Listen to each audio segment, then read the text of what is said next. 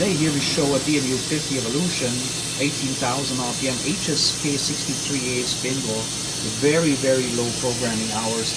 We have a 350 indicator is 40 million, one slash or 1 micron. It has 6 microns run out at 350 millimeter test bus. Simple repeatability program. Go back, see, and drive down to the table. Have a little dual.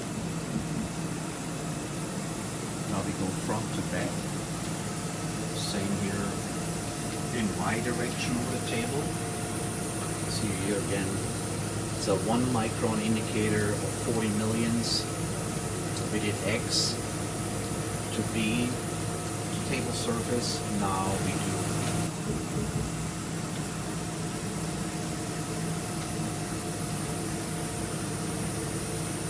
1 micron, 40 millions indicator.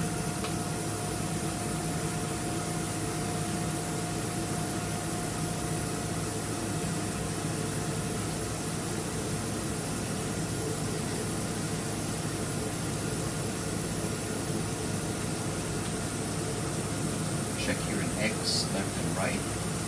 There's 10 microns. You can adjust this also. The table has the B axis. Actually, 9 or 10 microns.